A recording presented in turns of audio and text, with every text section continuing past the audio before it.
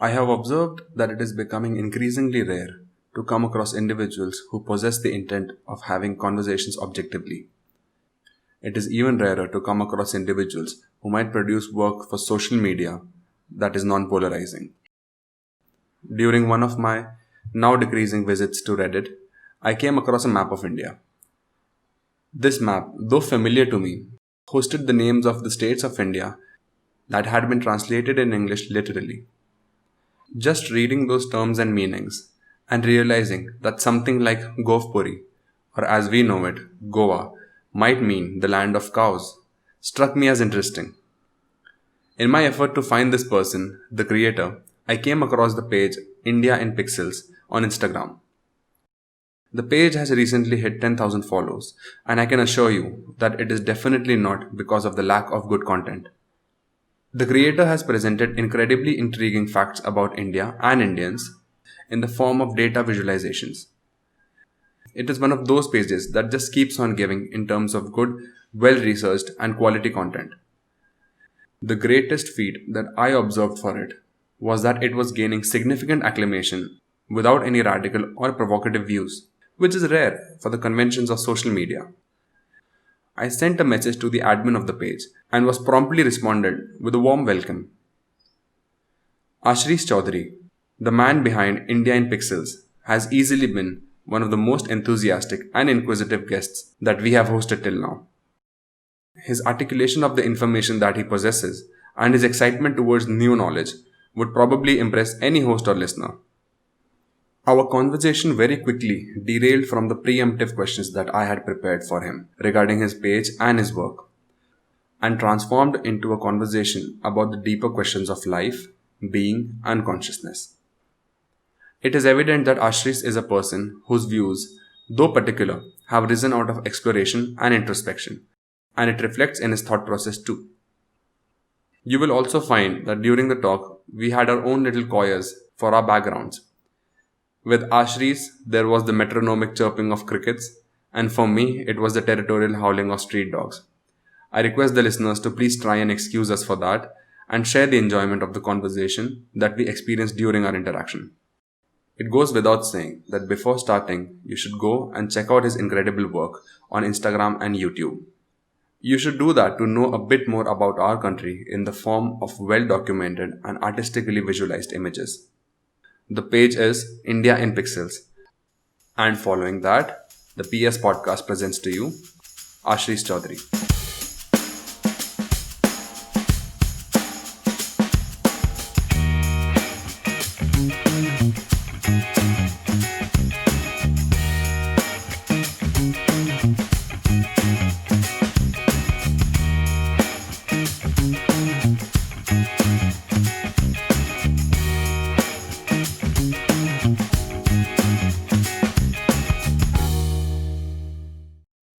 It was my misfortune that I was browsing your website, iashris.com, and it seems like I made a mistake of looking at it before our call. It seems that I've come across a prodigy who has done so much up until now that I can't even extrapolate where you would go from here. Please accept my compliments, and I feel really happy to talk to you right now. Happy is a very crude word, but why I'm saying that is because I don't get to talk to people who have such a wide spectrum. Thank you so much. I graciously accept that, and I'm very happy that the work sort of resonated with you, because a lot of people look at it and they don't get it. So I'm always super happy to talk to people who are in the similar sort of abstract space. So really looking forward to talk to you. Yeah, so we'll just dive right into it, right? Before we start, just tell me, what games do you play? Oh wow. So I don't really play a lot of games, but the last I was addicted to was PUBG, I think, and was very disappointing. Before that, what was I playing? I was playing Prince of Persia with my friends, like growing up. So I was guessing you were somewhere related to games because I've seen a lot of gamifying instances in your website, but okay, it's surprising that you're not like addicted to games. That is what I had thought. Yeah, I think that's a question I get very often. And, in my YouTube channel, I also do a lot of cricket videos. And surprisingly, I have zero interest in cricket. Other than Sachin and Kohli, I don't know the names of any people. So is it because there is a lot of data available? Yeah, I approach it purely from like a data visualization perspective. So, yeah, I think there is a gap between me as a person and me when I do the work.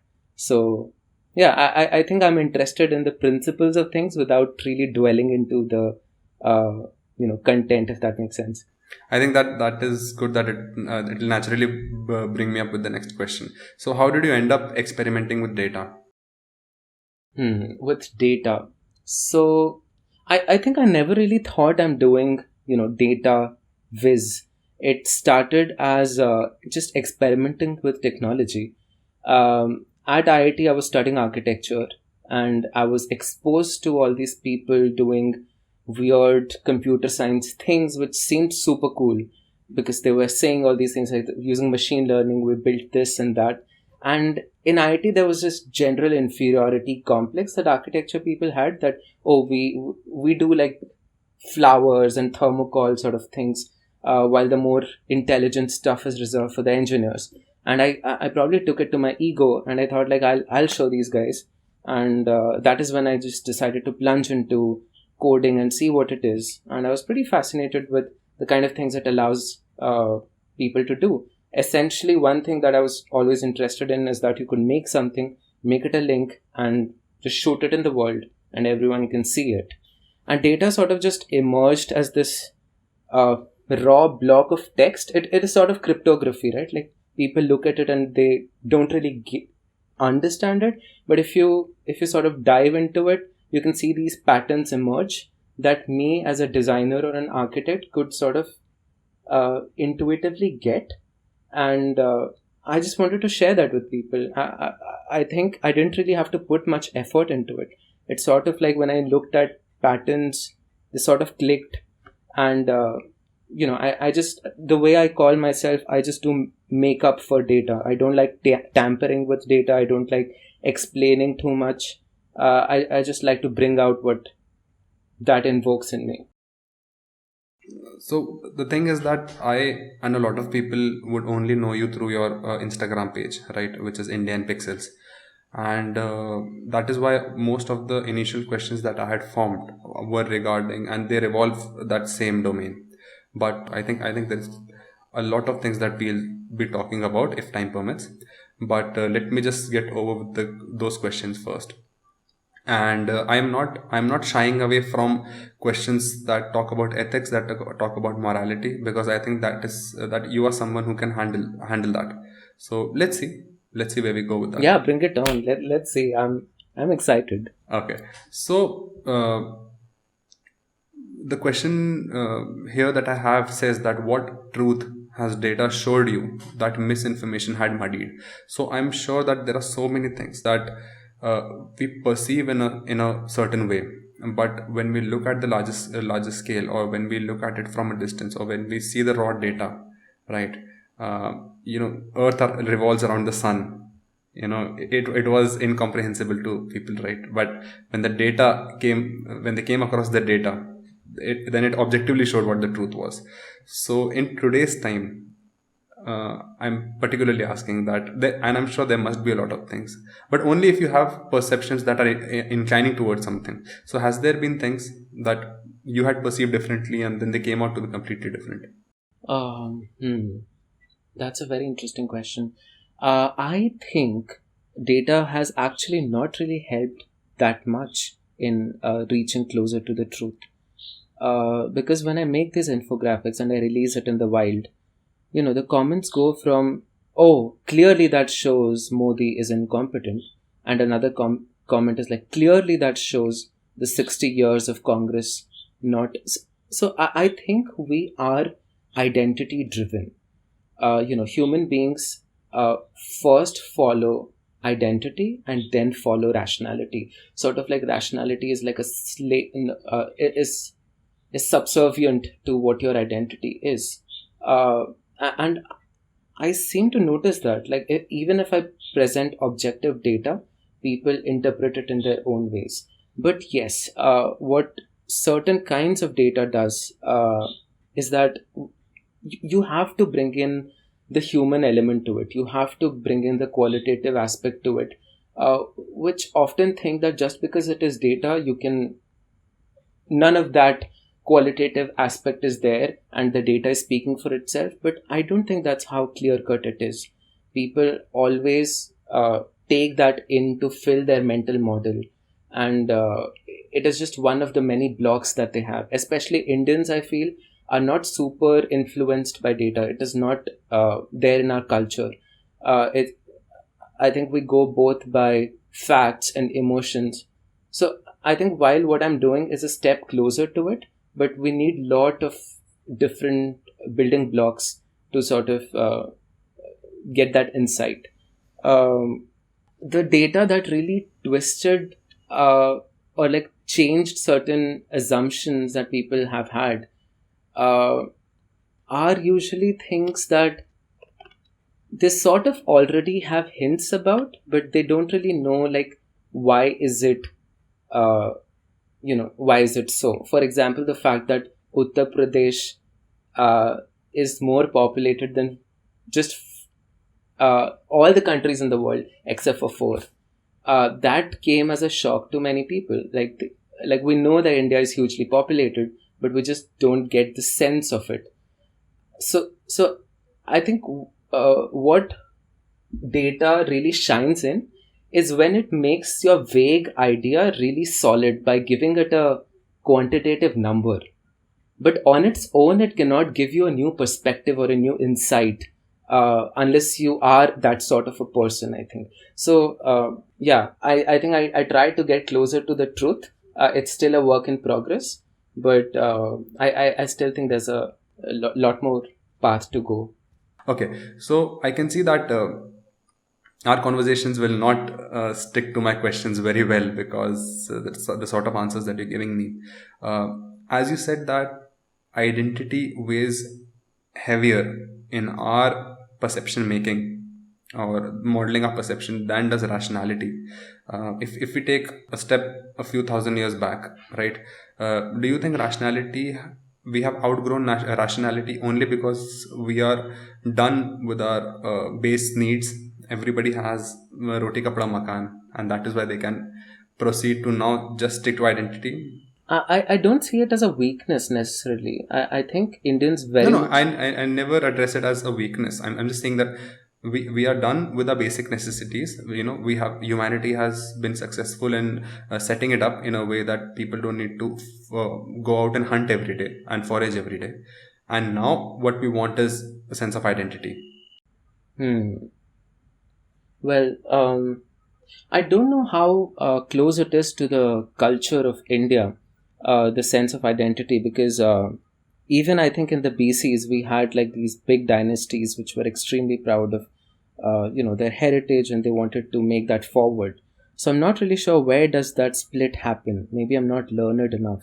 Was it like always there in this geography? Does it have to do something with climate? There is one theory which says that civilizations that live closer to rivers have a great sense of identity because they live there for generations and generations, while civilizations that move from place to place do not have that strong sense of identity, and they adapt very quickly. So it's a very interesting anthropological question, I would say. But in the context of India, I don't think rationalization is something that you only get as you move up the Maslow's hierarchy of needs. Indians can be very rational when they are faced with, let's say, an examination in which they have to solve physics problems. But the same people would be very superstitious about a lot of different things. So I think Indians do have like multiple uh, locuses or loci of perspectives, and rationality is just one of them. And they do not really feel this hypocrisy in shifting the perspective altogether. Like speaking entirely from my personal experience, and these things are very much compatible with each other. Like they know that when you are in a temple, uh, you do not analyze or critically see something, but when you are analyzing politics, you apply whole different mental models. So I think Indians are very good at that sort of fluid mind shifting. I think politics would be a very loaded department to go into for when talking about judgment, because there are so many filters and layers to it. But yeah, I can see what you're trying to say here. So you already seem in love with India, right? So does this love keep increasing with new findings or with new data? I'm sure that what you have said, that you tried or you are all inherently independent of what the data is.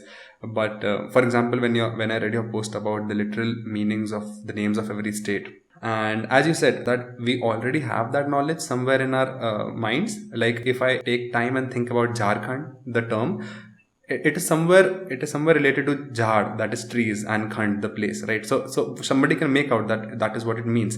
But now that you show it in English on Instagram is a more familiar language, then it really hits you, that it really hits that chord. And also when talking about numbers, there is a very small segment of numbers that human minds can comprehend, which are mostly relative. If you try to tell in your data visualizations that the galaxy is this many light years big, okay, I can somewhat try to gauge what you're trying to say. But when you say that a supercluster of a galaxy is that big, then a human mind has no idea what you're talking about, right?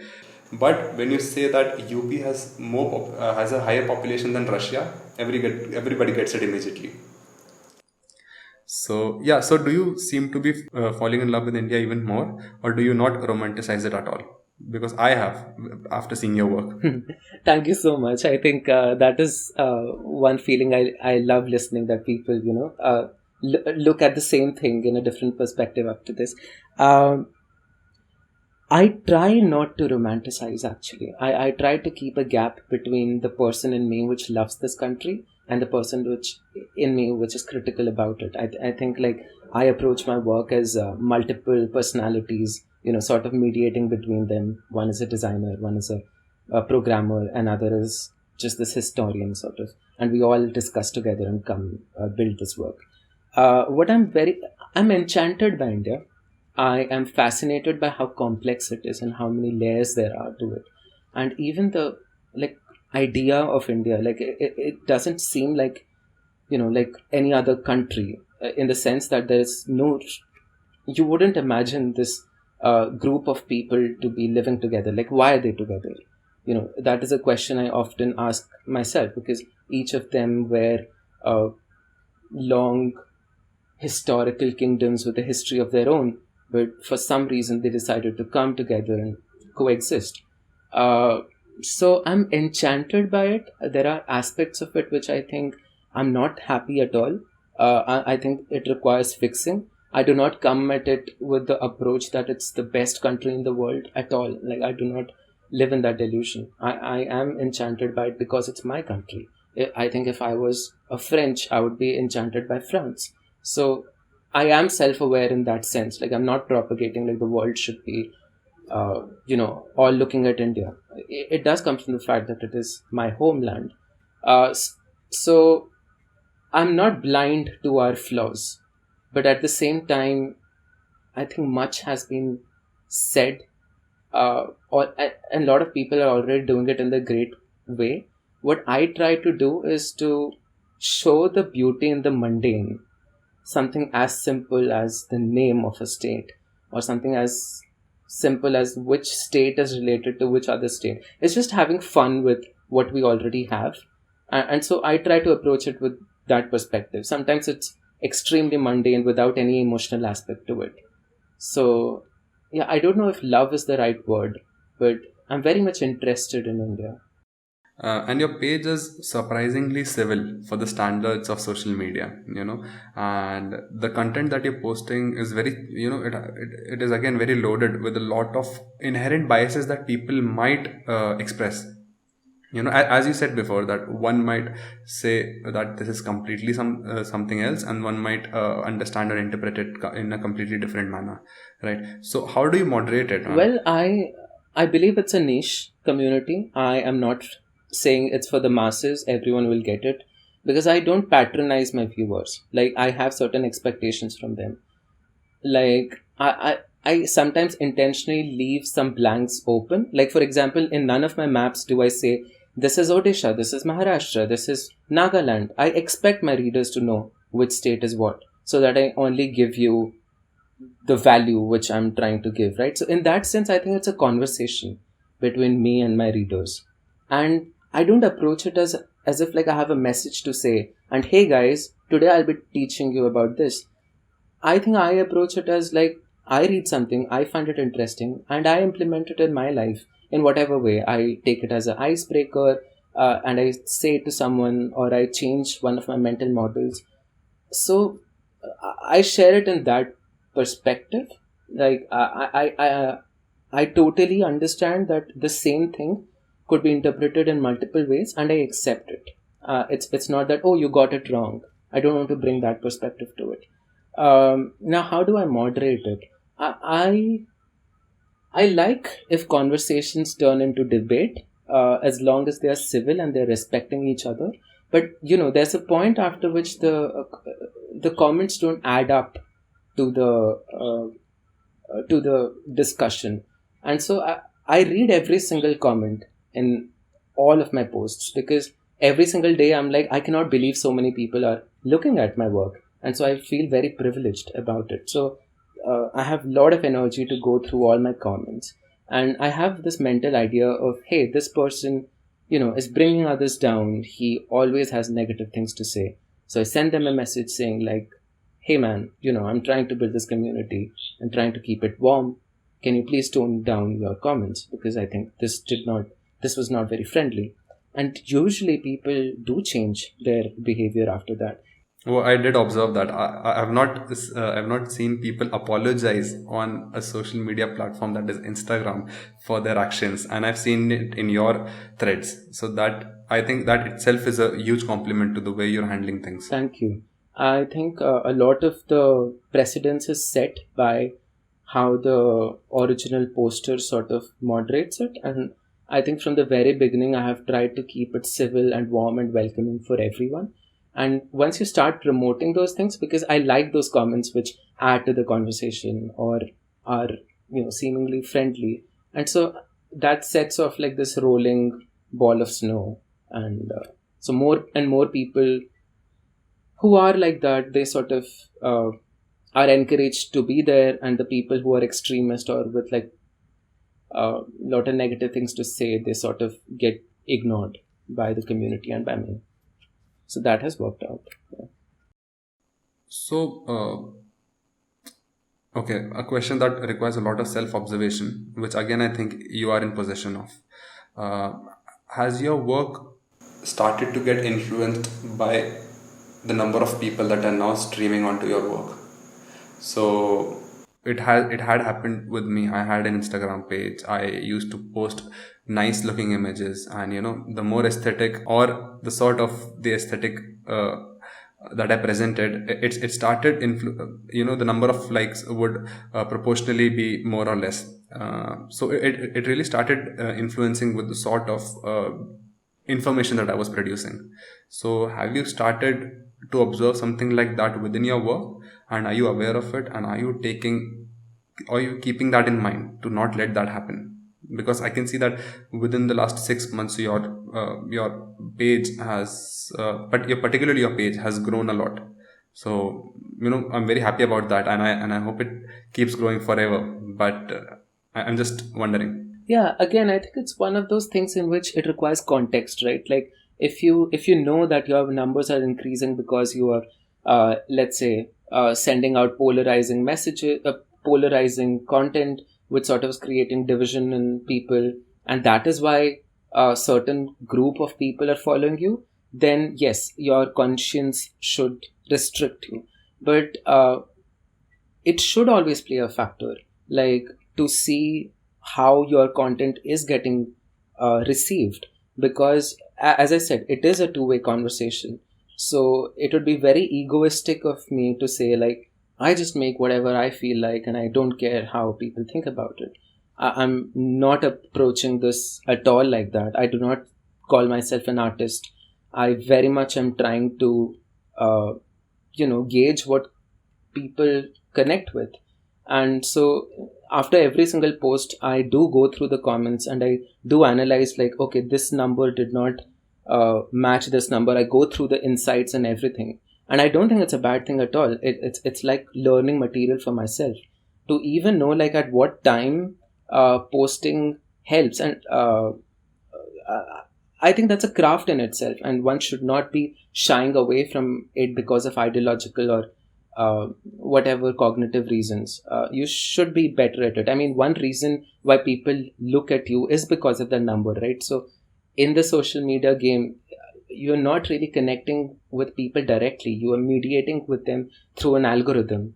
So I think people should, like if someone is serious about social media, they should know how the algorithm works, but at the same time also have the internal moral compass to know if they're doing the right thing in the world. So that is why I think, like, numbers totally dictating actions, that is not something I'm a big fan of.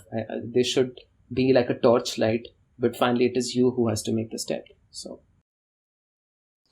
So, how do you stay neutral in scenarios of today? And I'm not just talking about your page, I'm talking about as an ideology itself, as a mode of thinking. Or are you just an objective object floating through space?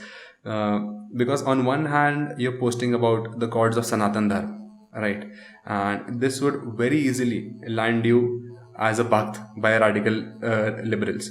Okay, and let me just clear out that I don't believe in left and right in India.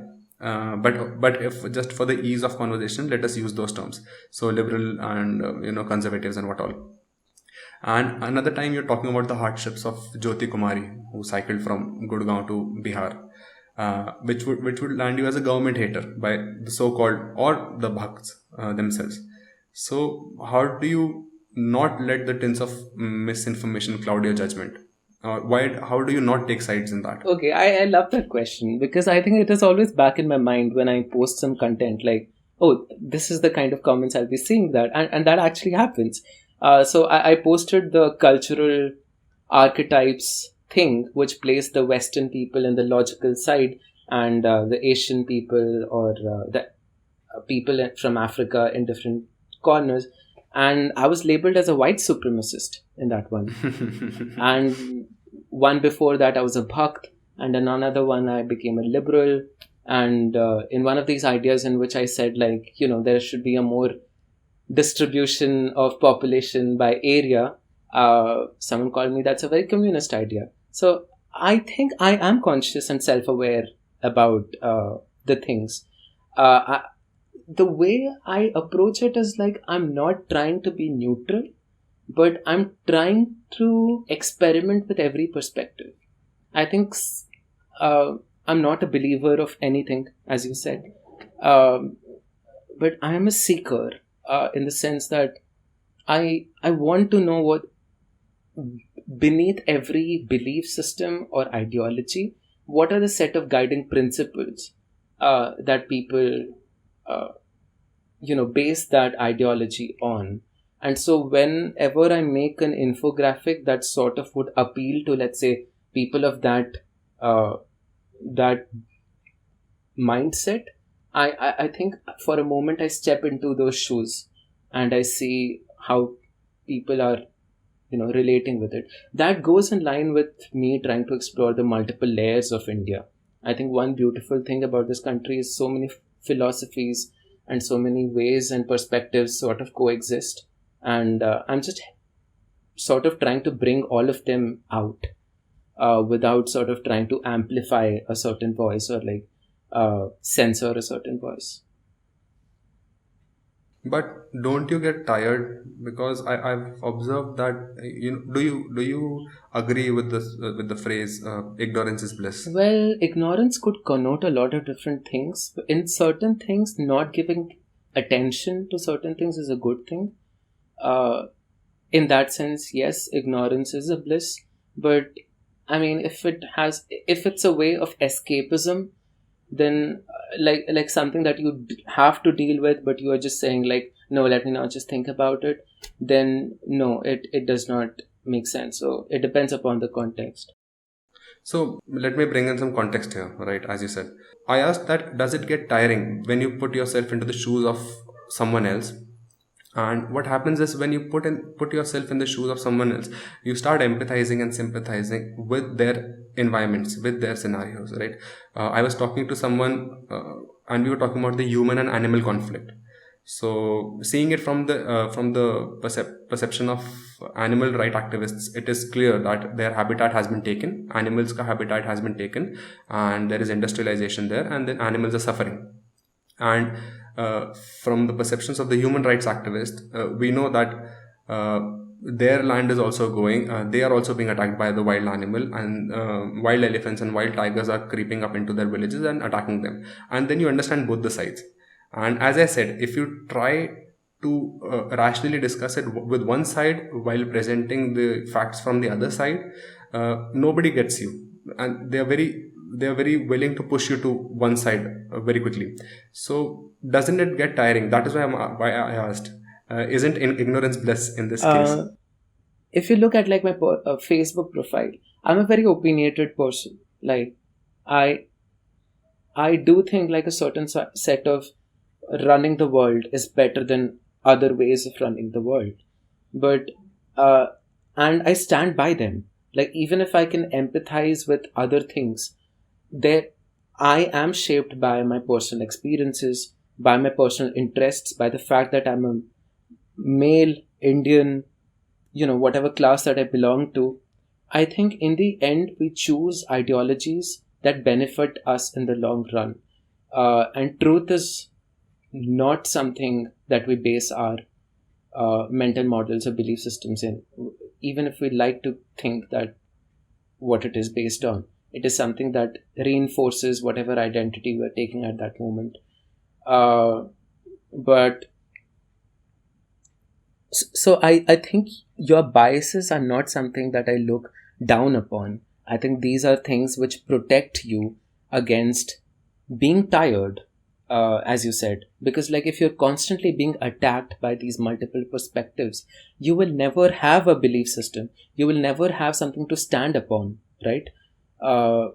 So I think that is why when I'm doing this page in which I let myself get free from this personal identity, and for a moment I do role play honestly. Like, even if I do not believe, not necessarily belief is not the right word. Like, even if that is not something Ashris would agree, but I put myself in the shoes, and it's sort of like acting. But I don't see it as being fake.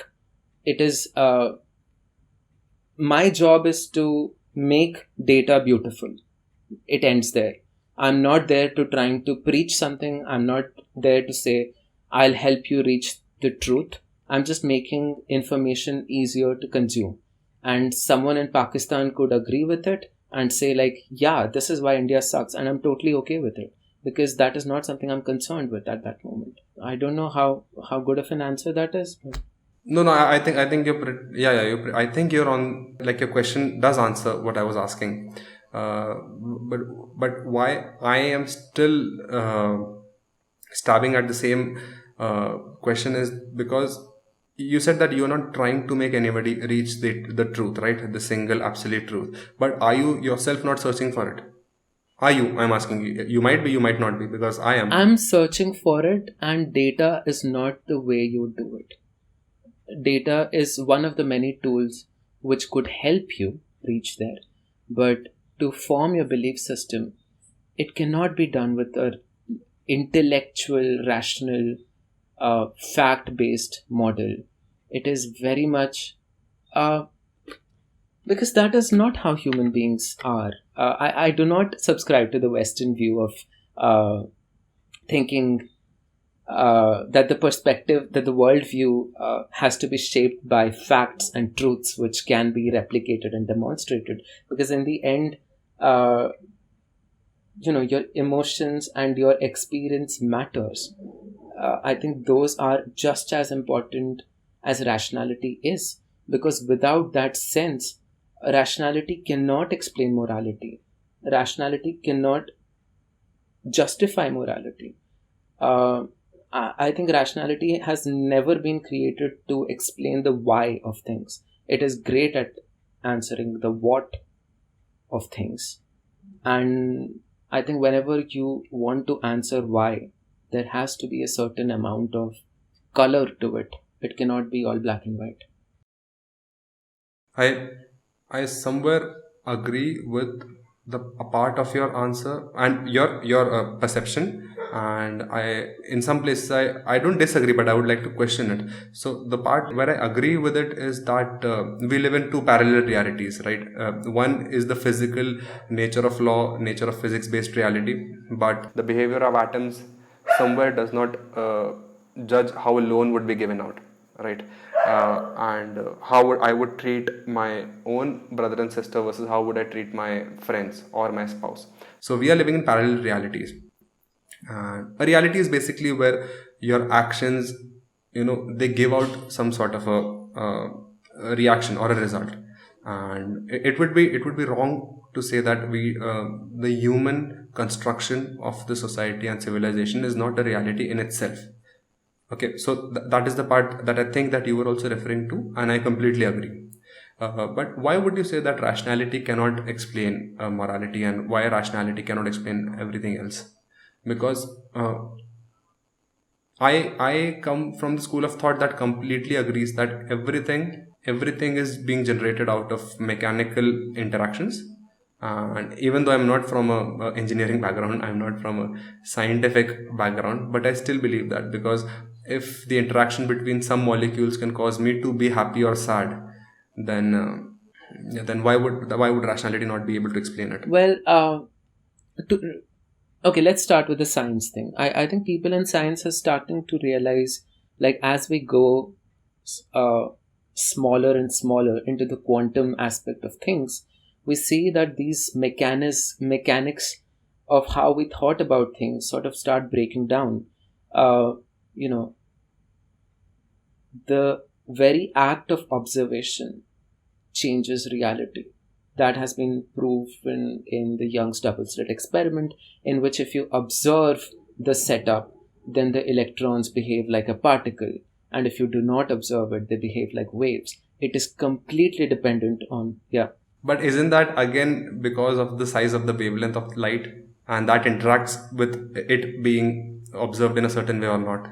It is just because the wavelength itself is bigger than the particle. That is one of the theories that have been given, but we still do not know what is happening at the quantum realm, because there are things like Heisenberg's uncertainty principle, and lots of other things which go on to say, like, God probably does play dice, as Einstein said the other thing. But I do not think my belief in the abstract or the non-rational comes from that. I think that even if there is a rational or a mechanical way or a basis to things, it is just very inefficient to go that route. Correct. I think, yeah, I would agree with that completely. For example, if you want to study gases, you could study them by studying the interaction of every single atom and particle. But even science says, like, that's a very long way to do it. Let's create some things like pressure or temperature or volume, and using these things we come up with thermodynamics. So in a certain sense, you simplify it by taking the macro aspects. And I think when people do it in reality, then the kind of abstractions that we get do not work with rational principles, even if they are trying to model rational things. So yeah, I think we might be just saying the same thing with different definitions. I think so. Yeah. Because I completely agreed with your last sentence that it might not be the most efficient way to go ahead with it. Because if you give the governance of the world in the hands of a scientist, you end up with eugenics. Yeah, exactly. So that is not the best way to go about it. All right. So you say that you favor, or you particularly are inclined towards one system of governance or running a country or the world, and not in favor of the other, in a sense that you might find something that might bear the best fruit. So which is it? okay. So for me, I think free markets is the way to go. I think for me, having more traditional values like an Indian take on capitalism would be the. Are you talking about self-sustaining small market circles, independent? I am a tech optimist person. I think the basic structures of our society can exist to preserve the cultural foundations, but be, they should, the basic principles that run it should modernize. So, in the basic of things, we should have tech to automate and optimize a lot of things. We should have sort of business case studies and brainstormings and design thinking and things like this that apply to the basic things like how a sarpanch is elected, or let's say how an IAS officer uh, sort of governs their district. Like, why do IAS officers do not use Slack, for example? Like, why haven't people picked up? I think we can do a lot more things when we intersect these two worlds together. And that requires a sense of creativity and a sense of let's try, that sort of an approach that I think a lot of young people can bring in right now. uh, I think identitarian politics is not the answer. It is self-serving. It again, like, whatever your identity is, you will have your own perspective of looking at the world. So that should not be our model of truth to govern a large country. So I don't really know what to pinpoint it as. It's a mix of technocracy, it's a mix of capitalism, but at the same time, like, keeping the cultural foundations of this country.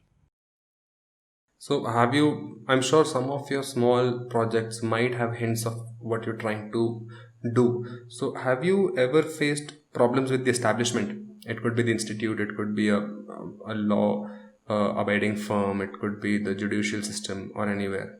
Well, I was one of the petitioners in the Section 377 decriminalization.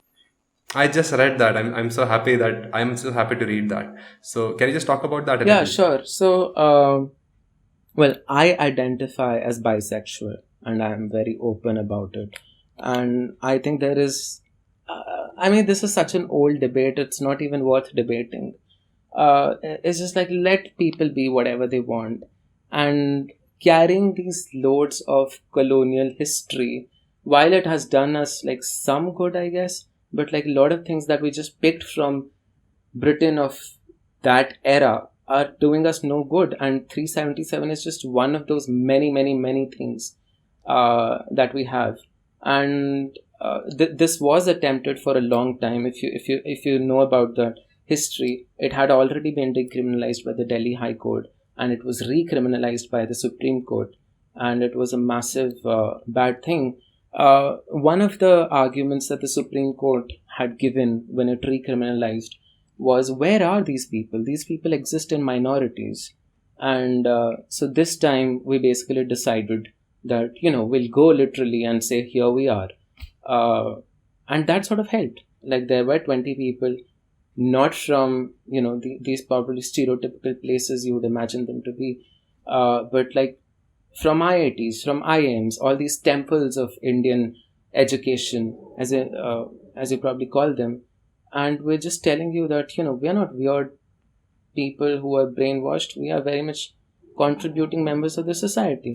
And I mean, we weren't talking a lot to the media or like saying a lot of things, but I think Menaka Guruswamy, the lawyer who was representing us in the case, she did an excellent job to present uh, the case. And during the discussions with her, uh, I did feel like we were doing something very historic. And when I was standing there in the Supreme Court, looking at those four judges, listening to everything, and I was just thinking, like, wow, these people are going to decide the route that this country is going to take. I'm literally in a temple of democracy. And like, here, the constitution is being interpreted. And the discussions weren't like how we see in movie theaters, like, Judge Sahab, isne ye bola. Nothing like that. They were talking like, Section 5 of Article this is not in concordance with that. And I was just blown away. I was mind blown to see, how these things work. And I loved India much more because I could touch the very part in which all the magic was happening. And so I think I wasn't really, opposed by the establishment, but of course there was a fear that what if, this gets repealed and then forever my life I'll have to face this thing. But fortunately it didn't. And the law did get decriminalized. So, yeah, that's the closest I have come to, with the establishment. I think in general my works have been non-political. So the takeaway would be that there would be some consistent trouble, but we just have to, or the person, or we as the harbingers of change might just have to tough it out. Yeah, exactly. I think growing up, I looked at the world and wondered there are problems, and I was asked myself, why is nobody doing something about it? But as you grow up, the question becomes, why am I not doing something about it? And so I think it's about time that we start asking that question. Because why I particularly asked this question was when you're talking about the Supreme Court who's taking the decision, right? And as you said, that they're going through these well-established jargons that help a country function. To weave the fabric that might uphold a country requires so many particular details in places that to change a small section of it, you might need to readjust the whole Rubik's Cube, right? But when I'm talking about places like the educational innovative frontiers of India, let's talk about IIT itself. And when you talk to them about holistic thinking, when you talk to them about design thinking, and it is something that they have never faced before, you try to tell them that you take the slacking of an IAS officer and try to bring it to in a productive manner that does not involve any engineering feat or engineering innovation. It sometimes goes over their head, or maybe I'm very inexperienced with IITs because I've only been to one. But people who are able to think holistically or naively do seem like social outcasts in these frontiers, at least for now. And I don't think that is a problem in the sense that I think that would be very natural, because as I said, to bring the country or the establishment or an institute just to a certain level, you need to be well versed with the system that is going on and use it to your own benefit. And then when somebody tries to completely uproot it and change it into something much better, but with a lot of effort that will be needed to put into it, people might be hesitant towards it. So now tell me, have you watched this documentary, The Century of the Self? The Century of the Self? I don't think I have.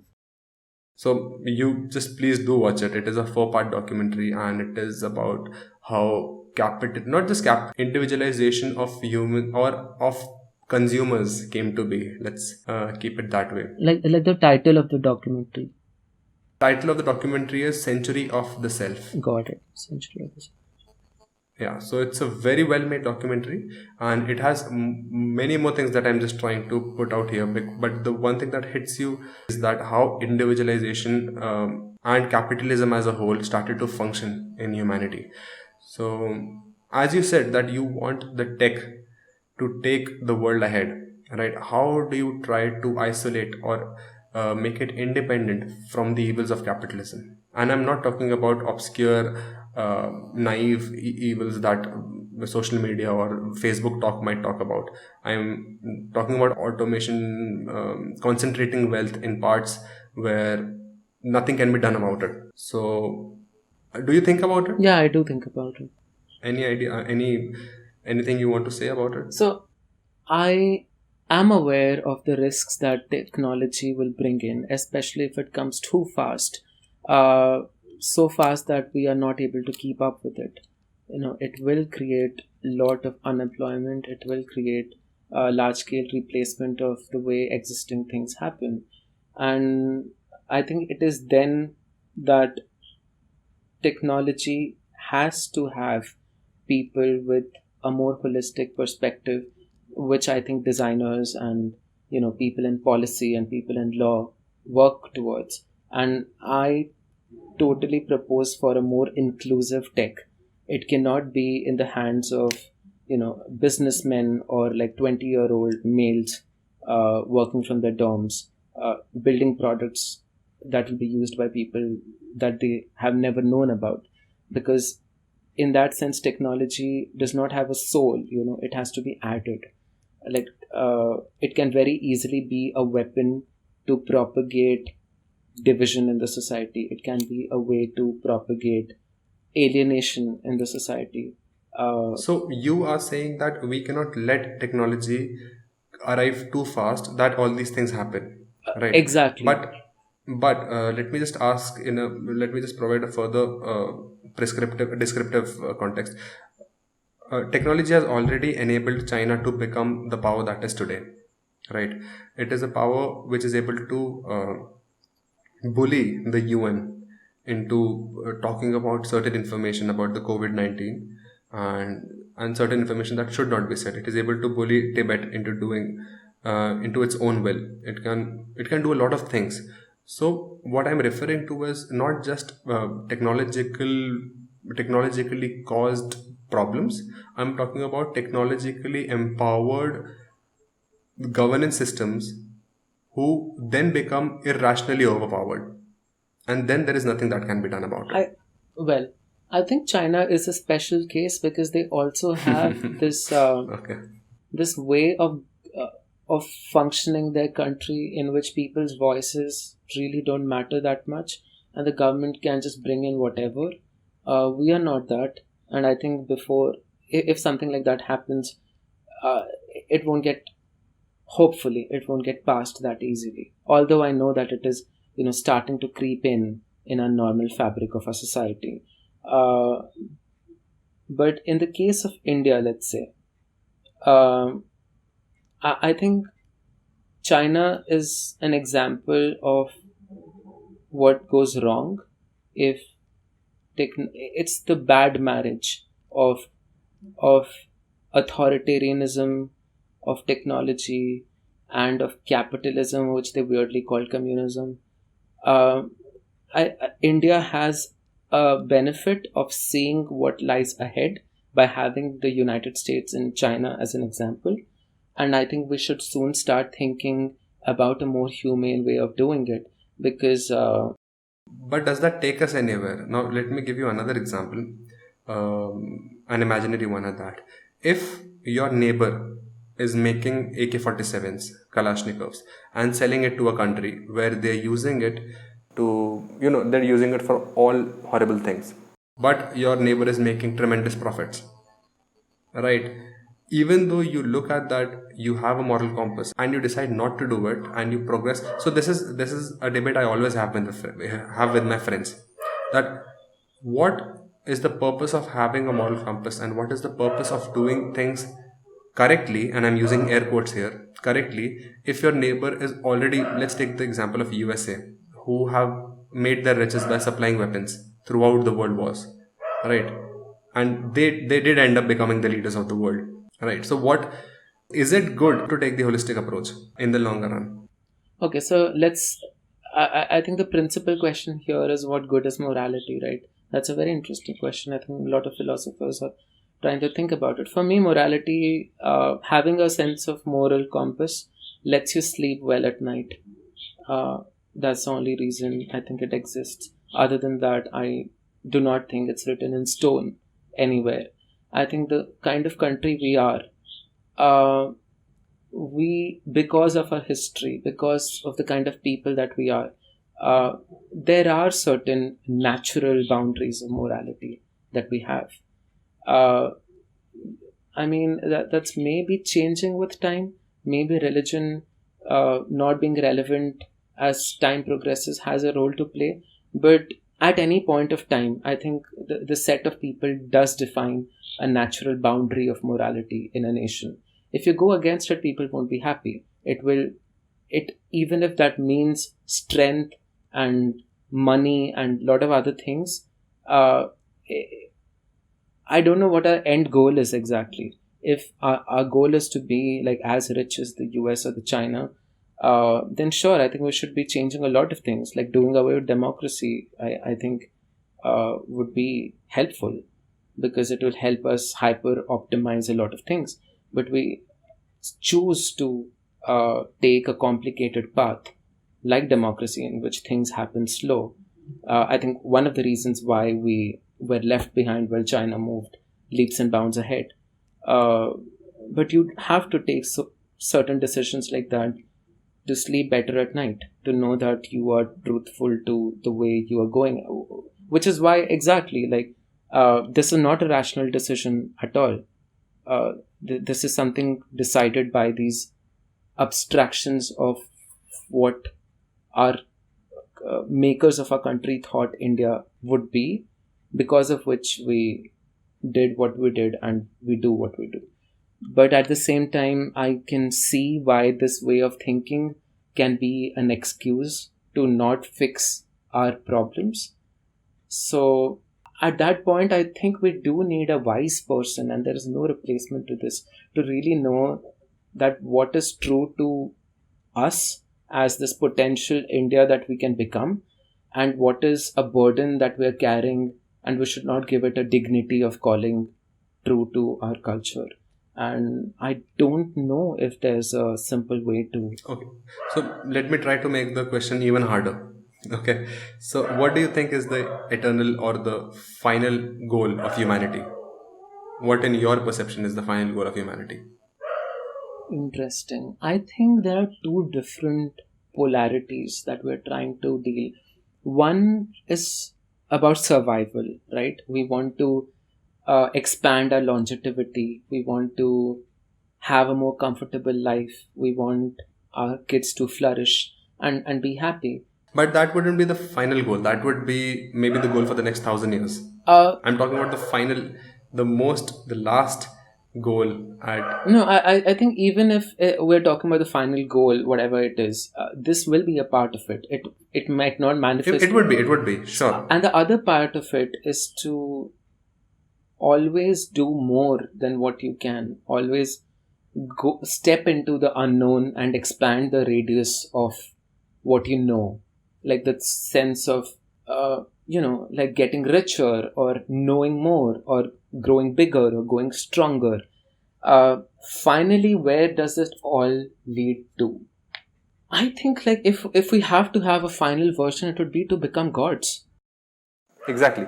So I would agree that our final goal, the goal of the only conscious organism, or again conscious in air quotes, organism that we know of are humans, and at least in how we understand consciousness. And our final goal would be to understand our own existence. By our own existence, I would mean the existence of the universe, of space and time, of whatever is going on in the quantum world, whatever is happening. Would you agree? I mean, we are in the realm in which our definitions of words sort of obfuscate our meanings, because some Advait Vedantians would argue that to know the universe and to know reality is not different from knowing yourself. They are one and the same thing. But so is that the case, or is it different from us and we are trying to figure it out, it being as something very different? I think I'll let the philosophers decide. It is.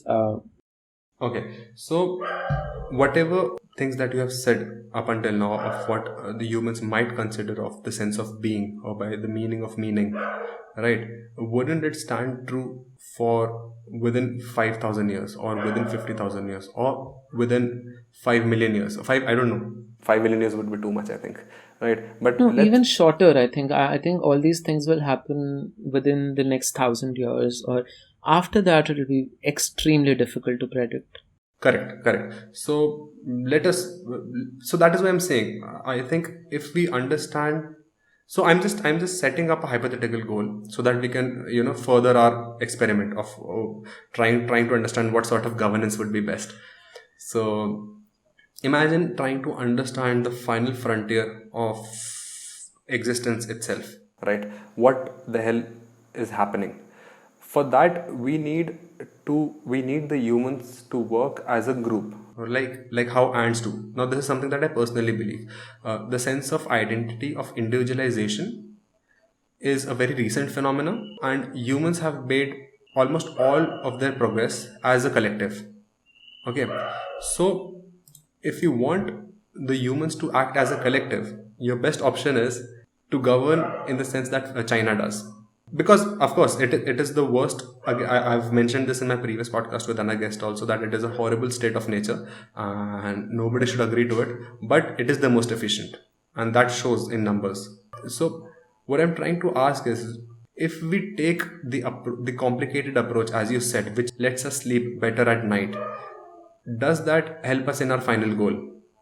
And who reaches that goal first? Does India reach that goal first, or does China reach that goal first? Of course, India, China, even Earth would probably not exist by that time. But I'm just asking, what sort of governance reaches that goal earlier?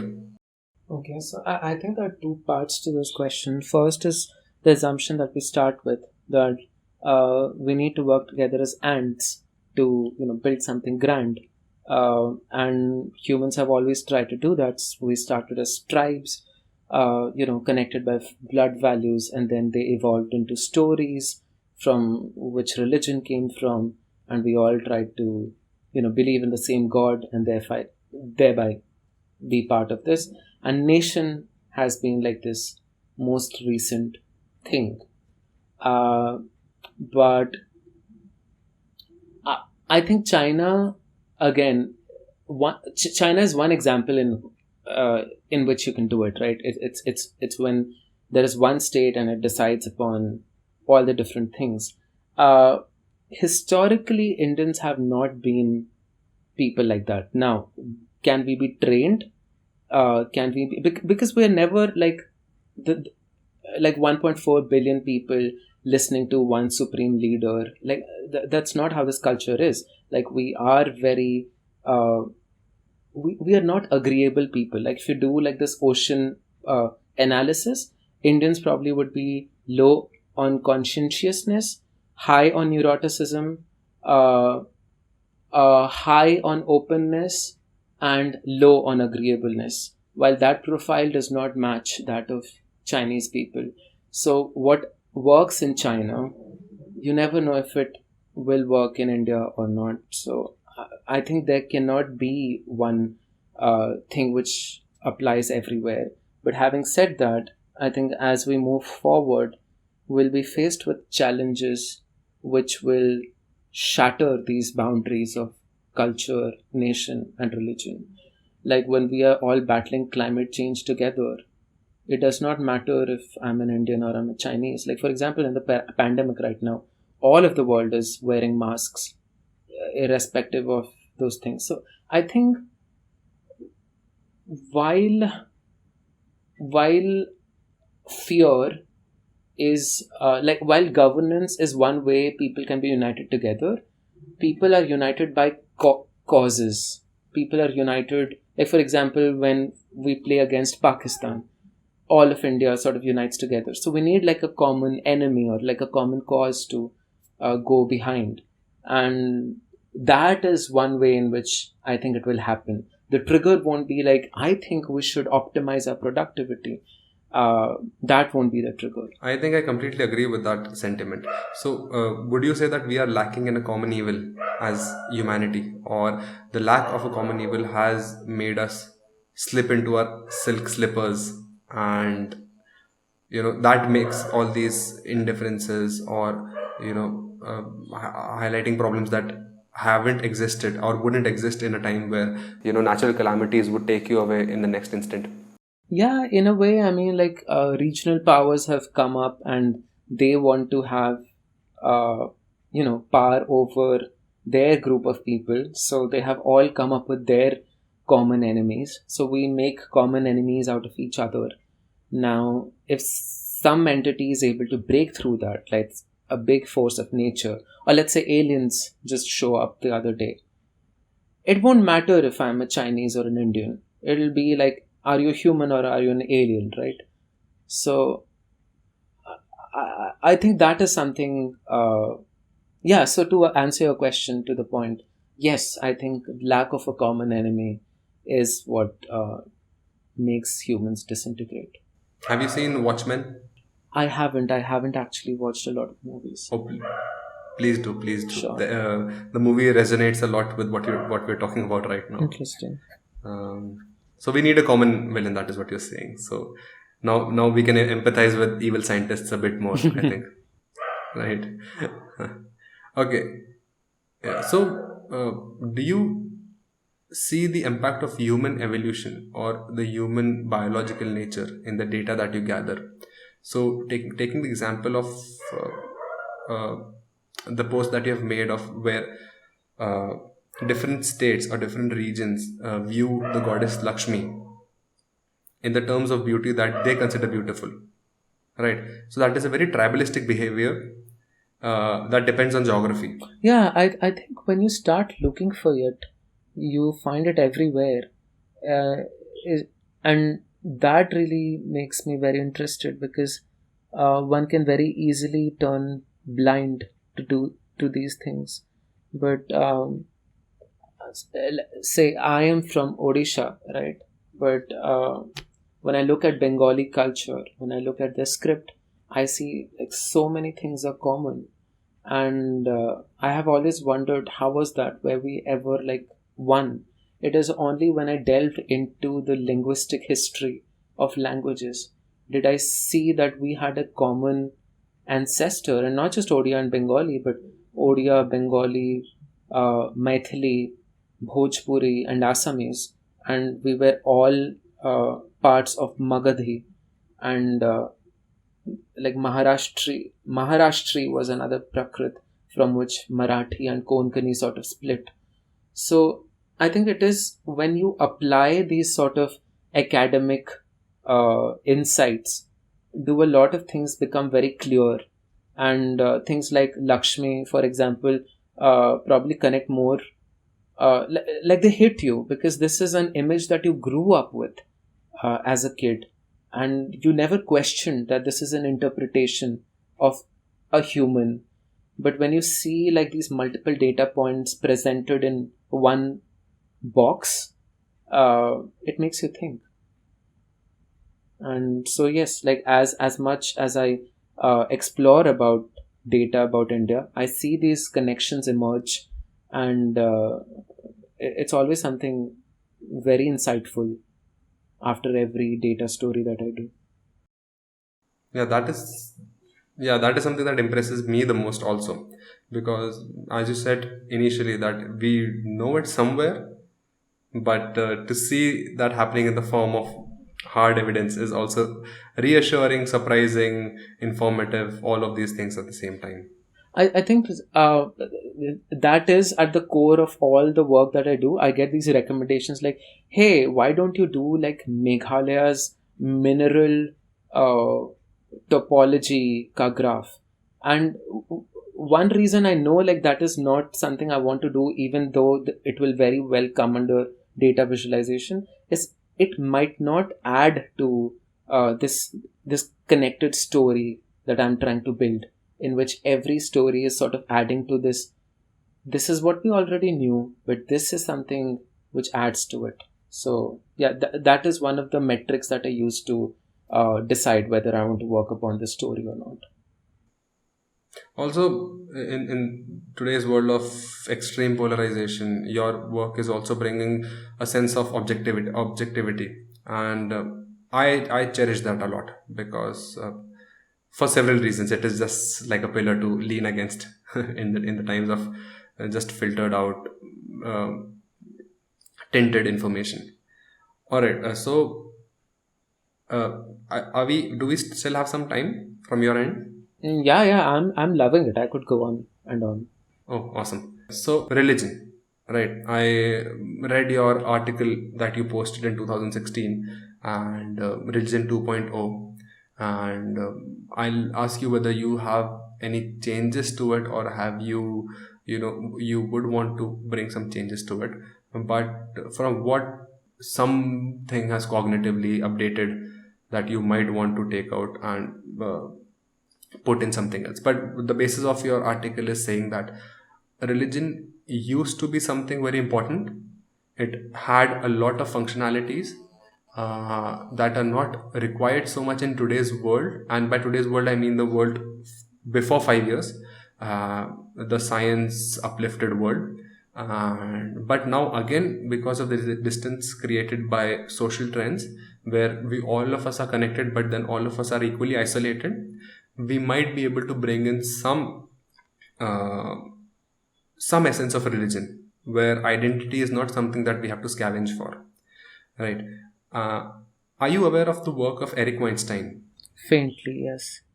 I'm not a well-read person, I'll tell you that. Doesn't You don't come across like that at all. It seems like you're engrossed in books the whole day, or at least in information, if not books. Okay, so Eric Weinstein is one hell of a person, but mainly I came across his work because of his podcast and the things that he says. So he had a guest once. His name is Daniel Schmachtenberger, and they were talking about game A and game B. Gameplay Okay, and in the terms of game A and game B. Yeah, so game A is basically the game that we follow when one person's gain is another person's loss, right? So that is exactly what capitalism is. That if I buy a car, that particular car does not belong to you, right?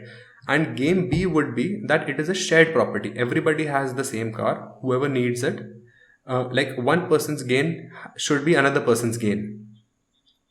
Okay, so Daniel was referring to religion and some religions, specifically Buddhism, of how they try to use game B. Of course, not in those terms exactly, but they use game B for their own system of values. Uh, for example, let's take the example of Jains, right? They wear masks on their faces so that apparently so that the flies don't get hurt. And Buddhists, they consider every being equal to themselves. They would not want to hurt other beings also, and that is very true for some India-based religions also. And by India, I mean non-Buddhist. Of course, Buddhism is there from India itself or the Indian region itself. So this so would you be in favor of taking some appeals of religion and re-establishing it in today's world? And because from that podcast what I got was that there are certain things that religion might be able to contribute with, but is difficult to convince people, right? As you said, if there is a fear of going to hell, as you have written in your article, if there is a fear of going to hell, your actions automatically become better. So would you want to do that? Would you want to incorporate some values or appeals of religion that might functionally help civilization right now? okay. So I think one change that has happened in me since that article is that I do not approach religion as a monolith. I think I have started making distinctions between religions because they preach different things. They are based on different principles.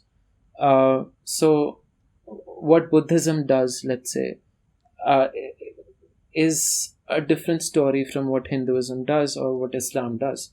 So I'll start with, let's say, Hinduism and Buddhism. I think in some document it was told as one of the top three threats that Hinduism had to face, Buddhism that is, and Hindu kings had to do a lot of efforts to keep Buddhism out of India. Uh, Now, why is that?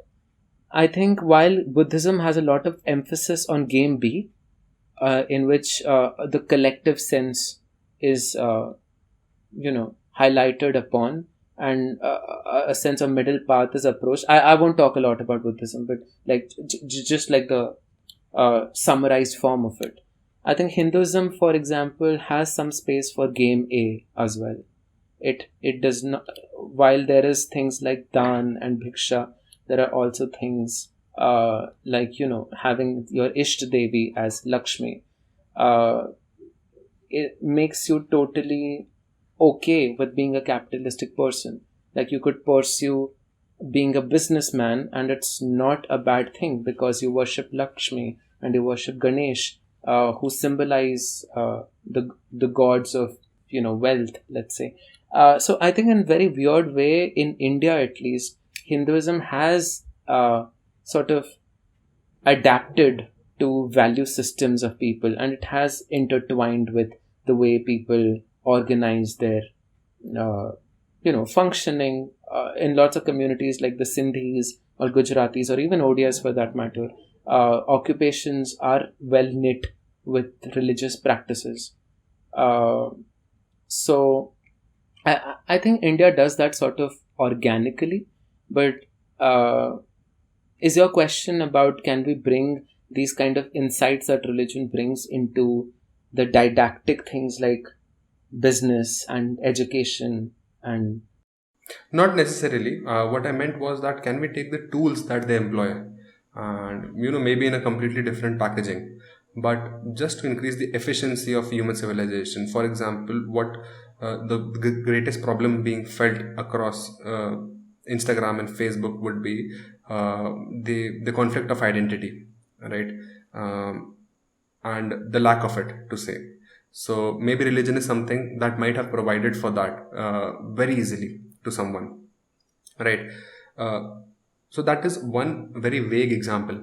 But or is there in if I just take you, if we just go 1,000 years ahead, right? Let's go 1,000 years. Let's take a step into the year 4,000. Let's say, okay. So the basic necessities of everyone has been taken care of, not just the people of the Western society, but as for Africa, for there is UBI everywhere. So what is happening in that system of governance? What are they doing right now? If everybody is being paid for, if everybody, and why I'm taking that example right now is because it is somewhere resonating with the society of the West, or of at least America particularly. Because so I don't know, I've never been to America. Would you say that that is the case? well, okay. That's a loaded question. The lack of identity, or the lack of naturally ingrained So my problem with answering this question is religion is not the same thing to different people. For someone, it is about stories to seek inspiration from. For someone, it is reason why not to commit suicide. For someone, it is just a way to celebrate. For maybe more learned, not learned, but like the English speaking sort of scientific sort of people, religion gives you the sense of uh, observing the abstract of life, or like uh, sort of this thing that science cannot explain exactly. Like religion then becomes more like spirituality to these kinds of people, while at the bottom level in terms of like education or things like that, they approach it as religion. It is like culture, it is superstitions, and all these different things. So when we say can we bring insights from religion, it's not that simple, because what religion is to me is very different for someone else. And I would say that in weird ways we already are doing bringing religious uh, things in life. For example, when someone is doing marketing, uh, you know in principle marketing is about glorifying a certain uh, goal, or like a certain, how do I put it, uh, like a higher version, or of something that you're wanting to achieve, or like an ideal. That is exactly what God was. It was a goal worth going towards. So if there is anything abstract that you feel love towards, let's say music, or let's say trekking, I think you're experiencing a bit of religion there. uh, it was there to sort of drive towards. It has always been like this abstract goalpost in the realm that we dwell, which is not physical. It is a location there towards which we were supposed to walk. I think that is how I see religion as. Hmm. So what I am, or even you are talking about religion as, is not exactly religion, but as a sense of a goal or a journey to take towards, maybe manzil, or something that gives you a manzil, maybe. Exactly. It's like the fact that there is a manzil, even like a concept of manzil exists. and it is worth going towards. That is the message of religion. So again, back to my initial questions: Does a seeker who is seeking the answers, does he or she have a manzil right now? I don't. I'm really conflicted with a lot of questions. Yeah, that's giving me all these things like, yeah, that's something I need to think about in a deep way. Does seeking is towards a manzil or not? Okay, so maybe you don't need to answer it right now. I think personally how I approach it is it's about goal shifting for me. I set a milestone, I reach there, and I don't question what next, because I have had these experiences a lot, and it's painful when you realize like this imagined milestone does not necessarily give you happiness or a fulfillment as you imagined it to be. And it very soon you will figure out that there is no road, there is no path that you have to walk towards.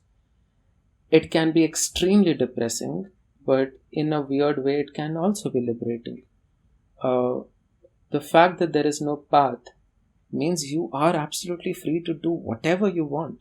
And but if you do that, you will soon also realize that you will exhaust yourself really soon, really quickly. As Jordan Peterson says it, he says, I act as if God exists. And that is something I think has a lot of wisdom in it. There is no goals, there are no milestones, but you should live your life as if there are, and they are worth going towards, because that is how evolutionarily humans have always existed.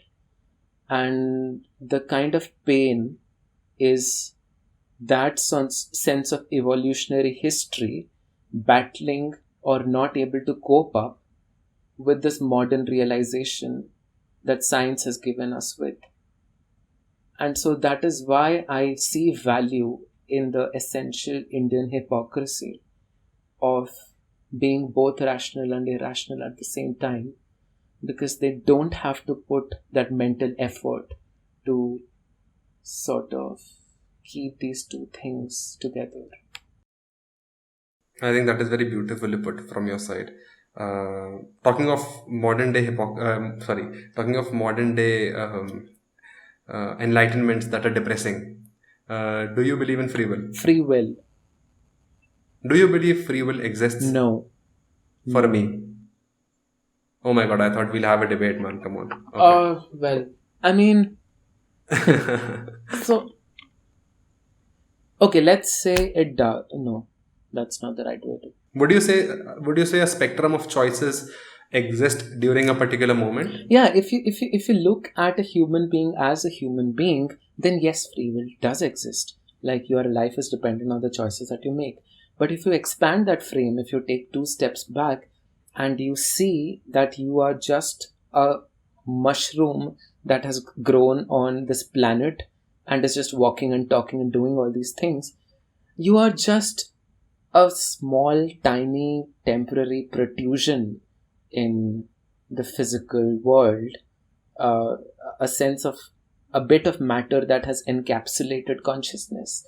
And so the question should be, is the consciousness that you have captured, is it truly yours, or is it acting as part of something bigger, which is not under your control?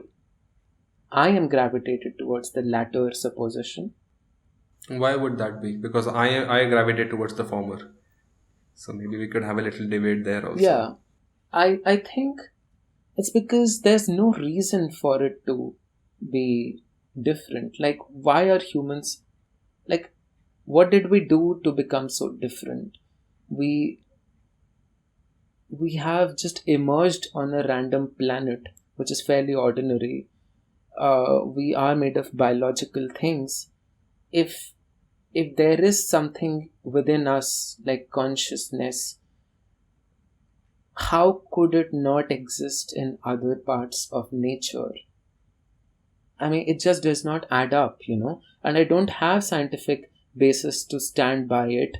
But I think if I'm conscious, other entities have to be conscious, because I did not invent it. I did not do something to create it in the backyard.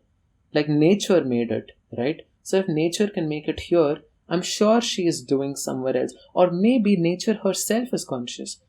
So yeah, I think I think very soon we get to the question, what essentially is life, right? How do you distinguish? Yeah, so that is what I wanted to ask. Are you talking about life, or are you talking about consciousness? How are they different? They are different in the sense that one is completely mechanistic. What if that mechanisticness also has a sense of consciousness?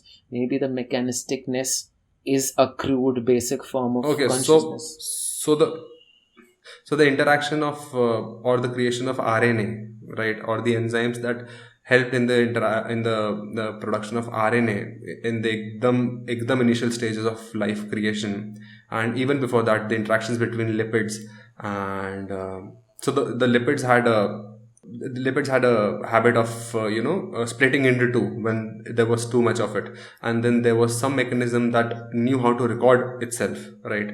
And when those two got together, they were able to make a machine that knew how to duplicate itself, and how to duplicate itself by also transferring the mechanism that helped duplicate itself. I'm Right. of the opinion that the constituents that made the machine themselves. Yeah, I understand. So you are endorsing panpsychism. So panpsychism is that there is an essence of consciousness in every particle. Right. Right. So okay. So you are endorsing that school of Yeah. thought. So what I'm saying is, like, the consciousness, or like whatever it is that we have, is a byproduct of a lot of those seemingly mechanistic things put together and doing a lot of things. So I think, again, we are referring to the same thing, but looking at it from two different perspectives. No, I don't think so, because I think that the state of consciousness that we're talking about right now appears at a particular scale. Right. As you said, there is no scientific evidence to back up consciousness in electrons right now. But again, I would not take that as the Bible. Just to say that no, it just disproves that, because there is no scientific evidence to back up that it does not have consciousness also. Right. Right.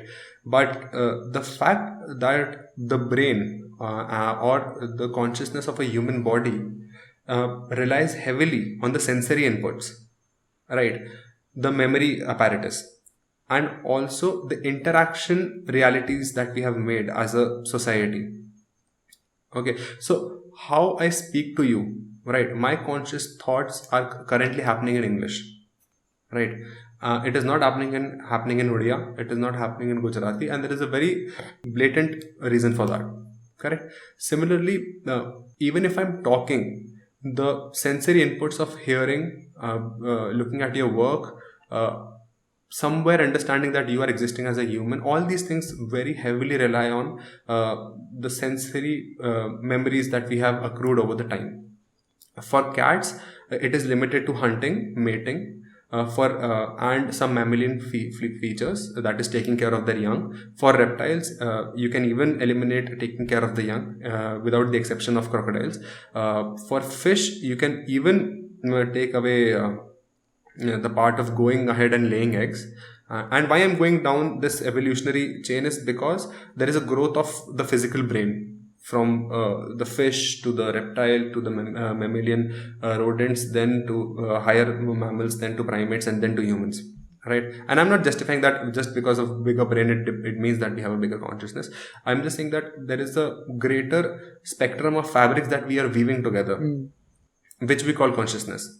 But I believe that panpsychism for now would not be something that I personally would endorse right now. But I would be happy if it did, because I would want some supernatural explanation of what the hell is going on. Well, I don't know if I can lay down my response to that in a very coherent manner. But so, is your argument that they're going from like that basic scale of where mechanistic things happen in atoms and stuff, to, let's say, a human being where there's a full-fledged brain. So is consciousness a spectrum that goes from like an atomic scale to like this macro brain level thing? Is that what we're referring to? What I'm saying is any conscious thought or action cannot escape the explanations of physicality.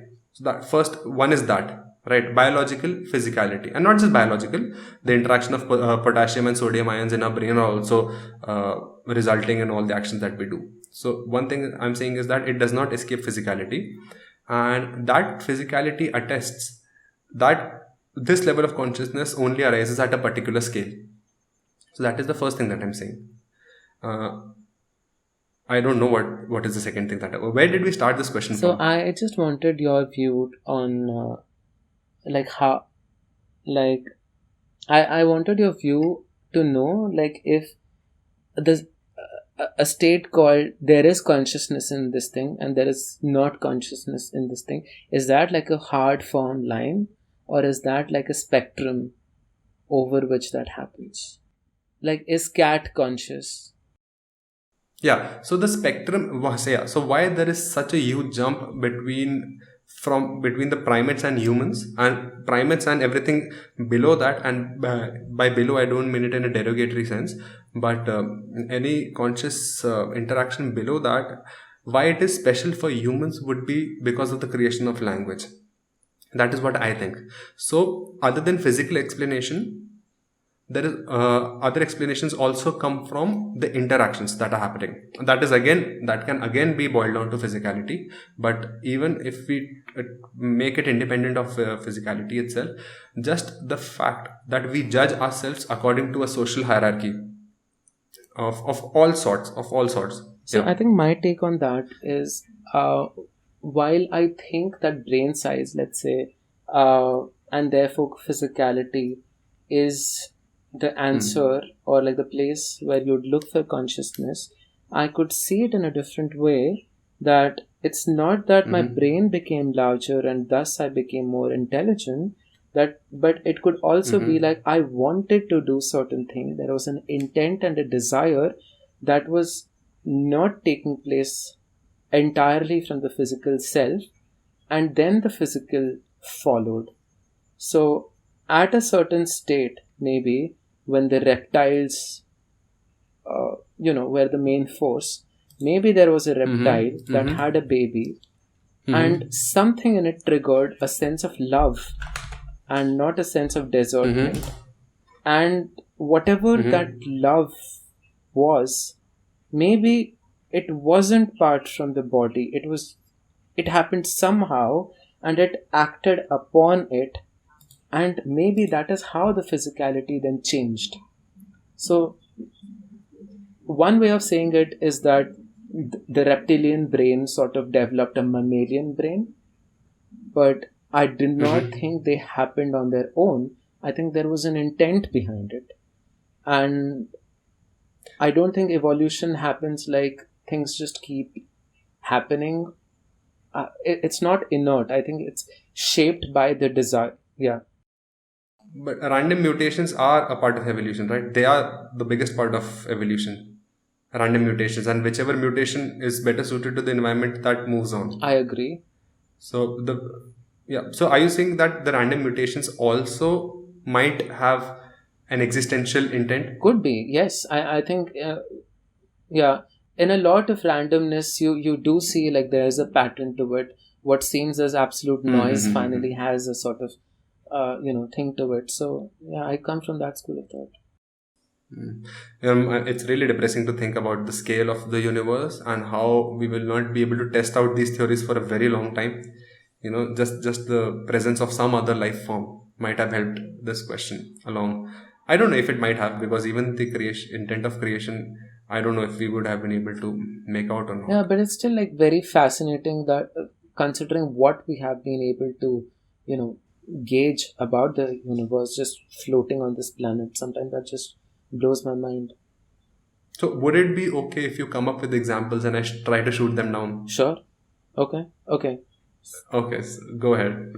For example, things like there are other galaxies far away from us, and that these galaxies also have the same kind of particles, or like even saying things like, the composition of that star is certain gas and something. I know the science behind it, like how it's done, but even then So I cannot use that arsenal for the argument here. yeah, Okay. it's not about, like, the wonder does not come from not knowing how people are doing it, but the fact that we were able to connect these thoughts together in a coherent manner, and it was passed from one generation to another generation through language. Even if you understand how it's happening, I think if you're not able to see the magic of it, you're ignoring something. I think that is what the front page of your website also says. Yeah, actually, yes. Right, magic exists. We just don't call it by that. Yeah, that's my religion. That's a good religion to follow. I think off late it has been like magic happens at the intersections. It's a way to sort of, I think, romanticize my bisexuality. I think that's how it started. But no, I actually stick to it. I think when two different things sort of collide, that is where the sort of magic has higher chances of happening. Or maybe higher chance of being discovered. Could be. Maybe if you show a digital phone in the year 2300, it is not magic. Right. Right. But if you show it in 1800s, it is absolute, undeniably magic. And I think because India is so, diverse and heterogeneous, but still there is like the entropy is controlled, I think this magic happens very often. Again, that's a romantic thing to say. I haven't really put a lot of... I don't know why it has become a trend not to get romantic about this country. And I am. Of course, we have to rein in places where it needs to be reined in to get the country in the right footings. But I see the trend right now, or maybe that is just my cognitive and conformational and social bias. But I've observed that loving your country has become a sort of a thing to be hated about. Yeah, but like there is like one thing, because it's done in a very I think not a very graceful way. There are better ways to do it, and you can idealize or romanticize something in more than one way, and like, okay, not hiding behind political correctness. I think the way a Hindu loves India is just as justified as how a Muslim boy loves India, is just as justified as someone who has never traveled in India but has lived in a village all their life and has just captured one part of what India is. All these experiences are justified, and they all make part of whatever collectively it is that is worth cherishing. I think ending it on a note about India is a good idea. But before that, just two quick questions. Sure. Would you prefer genetic engineering as a state of progress, or radical genetic engineering? And I'm talking about sci-fi here, okay? I like to go into sci-fi. So, would you endorse genetic engineering, or would you endorse cybernetic enhancements? What are cybernetics enhancements? Terminator or cyborgs. Like that. I think both are fine. Like, having both are fine. I don't really buy the arguments that are given. We'll be opening Pandora's box and we'll be twisting. I mean, those sound very, they're not based on hard facts. Humanity has always done things in which we dare to look into the unknown at the eyes of the unknown, and it's fine.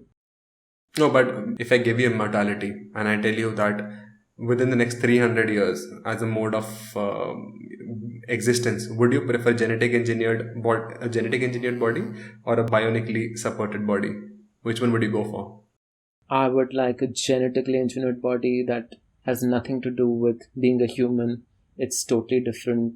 I would like to be like a blob of gas just floating around. Never thought about it. Yeah. Like, why be limited to a body, You could just be like light, let's say. Like, the final goal, I think, I would like for something to come here. Like, if there is consciousness, or if there is a sense of identity. I wish we are able to detach that from this container that we have and shift it somewhere else. Because I agree that while it is the physical in which individuality and consciousness dwells, but maybe it's like the pattern in which this matter is arranged and not the matter itself.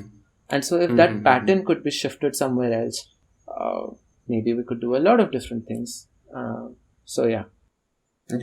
You have just stepped back again into the desert of the conversation. Okay, I very strongly believe that the consciousness that we are experiencing is heavily dependent and greatly influenced by this container. Do you think that if the exact same connections in our neurons could be replicated in a silicon-based body rather than a carbon-based body, can that theoretically be sentient? Yes, exactly. So that is exactly what I'm saying. That the sort of neural signals that our body is giving to our processing center, if that can be replicated, then again, what we're saying is that those sort of those sort of stimulations are what is causing our brain to function in that way.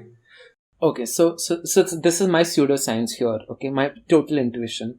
So you know that there are higher dimensions which exist at extremely nano level in the 3D, right? And in the fourth also, like they don't exist for a longer time. Yeah, exactly, for a very short time.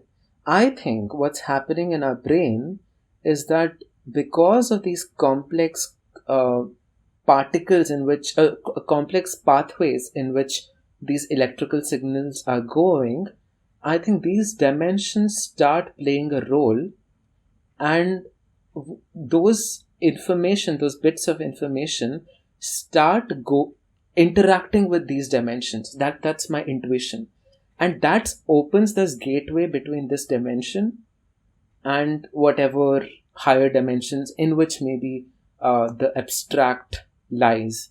So maybe our brains are tiny portals between the physical world and the meta world. But of course, I could be wrong. But that sounds but that is extremely interesting to think about. So one of my friends who's also a colleague in IIT Hyderabad, who is also doing his PhD, he showed me this book which is called, I think, Alien Information Theory.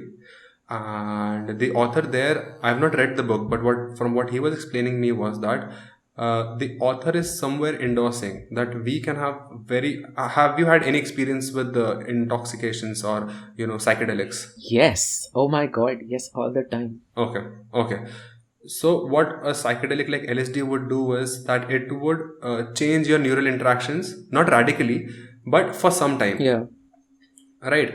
And the way our neural interactions happen is the way we perceive our world. Right. Yeah. So the author is suggesting that we have a very small, very dilute drip of an LSD-like substance that can keep our neural interactions randomized, and not randomized, but influenced by by that enzyme, and then they keep interacting in that manner. Right. And so our reality completely changes, or our perception completely changes. Then let's see what the dimensions say about that.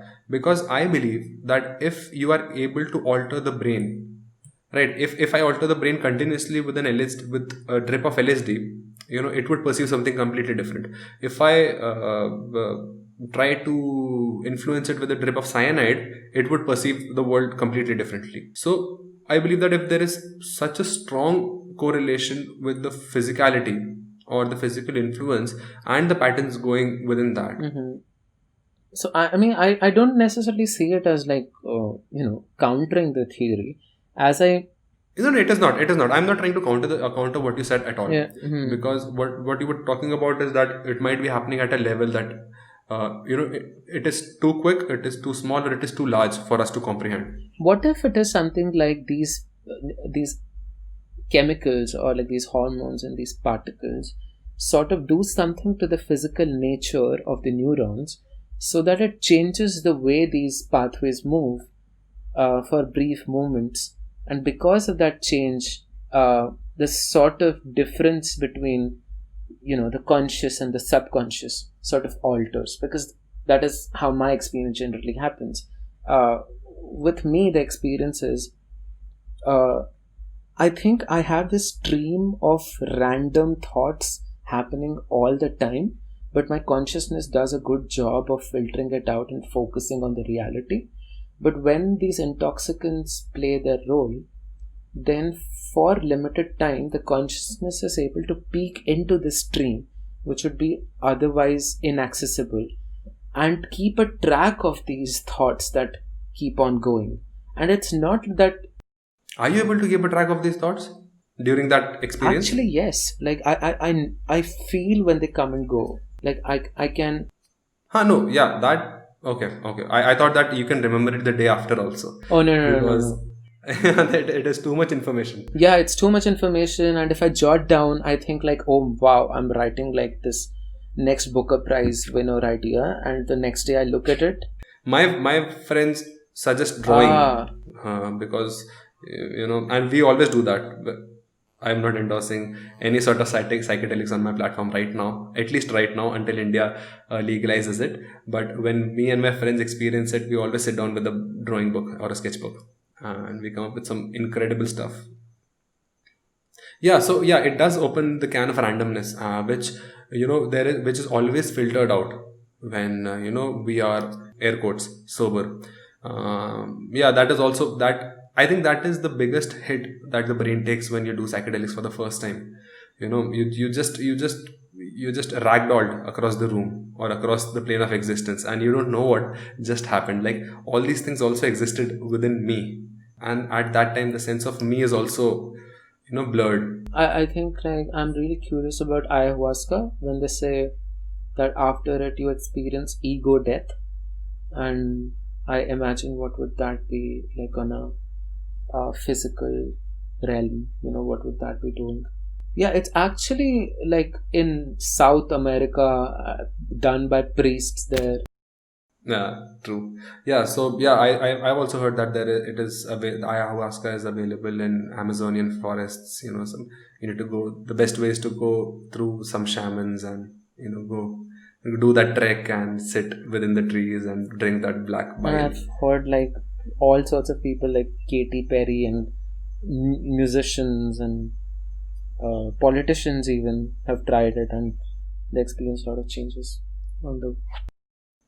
I don't know, man. I think our existence and our apparatus for comprehending what is going around it is too fragile. Someone like Katy Perry doing the same substance that you or me do, and with the sort of the memory database that she has, I don't know what sort of vastly different experiences the two people might have, or similar.